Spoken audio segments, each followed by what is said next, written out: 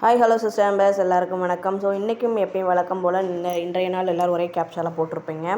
So ஒரே கேப்ஷானனால யாருக்கும் எந்த ஒரு ப்ரெஷரும் இல்லாமல் டக்குன்னு சீக்கிரம் முடித்த மாதிரி இருக்கும். ஆக்சுவலாக அது ப்ரெஷர் கிடையாது, நம்மளுக்கு கொஞ்சம் சீக்கிரம் ஒரு வேலை முடிஞ்ச மாதிரி இருக்கும்.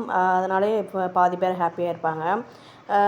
பே அவுட் பற்றி நேற்று போட்டிருந்தோம். அப்புறம் எலெக்ஷன் டியூட்டி பார்த்திங்கன்னா ஒரு சிலர் வந்து எலெக்ஷனை பற்றி பார்த்திங்கன்னா ஒரு சிலர் ஒரு விதமாக சொல்கிறாங்க. எனக்கு சொல்கிறப்ப வந்து அதை கேள்விப்படுறப்ப வந்து ஒருவேளை எங்கே நம்மளுக்கு பே அவுட் ஒரு வேளை பாதிக்குமோ அப்படின்ற ஒரு சின்ன ஃபீல் வருது. அது என்னன்னு பார்த்தீங்கன்னா, இந்த தேர்தல் சமயத்தில் வந்து அதிக பணப்புழக்கம் ஏற்பட்டுச்சுன்னா அது வந்து ரொம்ப ஒரு ரிஸ்க்கான வேலை அப்படின்னு சொல்லியிருக்காங்க.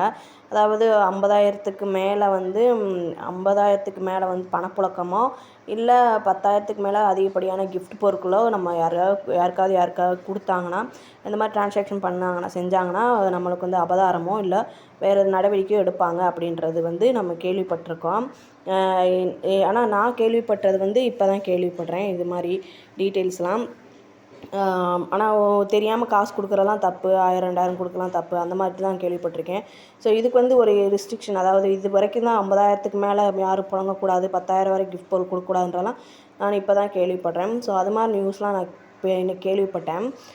ஸோ அப்படின்றப்ப நம்மளுக்கு வந்து சேல்ரி இதுதான் போடுறாங்க. ஆனால் இன்னொன்று என்னன்னு பார்த்தீங்கன்னா, தமிழ்நாட்டில் வந்து ஏப்ரல் 19ஆம் தேதி வரைக்கும் தான் எலெக்ஷன் டியூட்டின்னு சொன்னாங்க. எலெக்ஷன் சொன்னாங்க 19ஆம் தேதிக்கு தான் எலெக்ஷன், அதுக்கப்புறம் நார்மல் ஆயிரும்னு சொன்னாங்க. அது எலெக்ஷன் என்னமோ 19 தான். ஆனால் இந்த ரெஸ்ட்ரிக்ஷன் வந்து இந்த டிரான்சாக்ஷன் இந்த பணம் அமௌண்ட்டு கிஃப்ட் பொருளாக வாங்குறது என்னமோ ஜூன் 4ஆம் தேதி வரைக்கும் இந்த கட்டுப்பாடு இருக்குது அப்படின்னு சொல்கிறாங்க.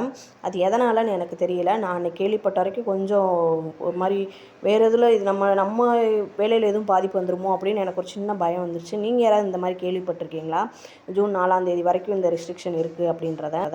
எலெக்ஷன் வந்து ஏப்ரல் 19ஆம் தேதியிலேருந்து ஜூன் 1ஆம் தேதி வரைக்கும் 7 கட்டமாக நடைபெறும் அப்படின்னு சொல்கிறாங்க. அதில் முதல் ஸ்டார்ட் ஆகிறது வந்து தமிழ்நாட்டிலையும் புதுச்சேரியிலையும் தான் அப்படின்னு சொல்கிறாங்க.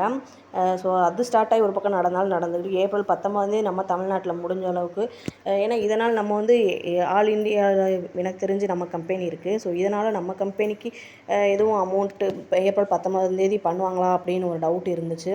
அப்புறம் பார்த்தீங்கன்னா எம்டி சார் வீடியோவில் சொல்லியிருந்தார், எலெக்ஷனுக்கு இதுக்கும் வந்து எலெக்ஷனை பேஸாக வச்சு இந்த கேஒய்சி ஃபார்ம் அப்டேட் பண்ண போகிறோமே தவிர மத்தபடி எலெக்ஷனுக்காக அப்படின்ற மாதிரி சொல்லலை அவர் இது வரைக்கும் கேள்விப்பட்ட வரைக்கும். ஏன்னா அவர் சொன்ன வீடியோக்களில் வந்து நான் எனக்கு பொறுத்த மட்டும் அது வந்து டைமிங்க்காக தான் எடுத்திருக்காரு. எலெக்ஷனை ஒரு டைமாக வச்சு இதை பேஸ் பண்ணி தான் நான் வந்து கேஒய்சி ஃபார்ம் அப்டேட் நடக்க போகுது, அதனால் உங்களுக்கு வந்து எலெக்ஷன் முடிய வரைக்கும் நீங்கள் பொறுமையாக இருங்க அப்படின்னு சொல்லியிருக்காரு. நான் நல்லா கவனித்த வரைக்கும் அதுதான். ஏன் இந்த நியூஸ் அவங்கள்ட்ட வந்து பயமுறுத்துறக்காண்டி சொல்லலை, நான் வந்து இன்றைக்கி கேள்விப்பட்டேன். நீங்கள் யாராவது இந்த மாதிரி கேள்விப்பட்டிருக்கீங்களான்னு தெரிஞ்சுக்க தான். Thanks to all brothers and sisters.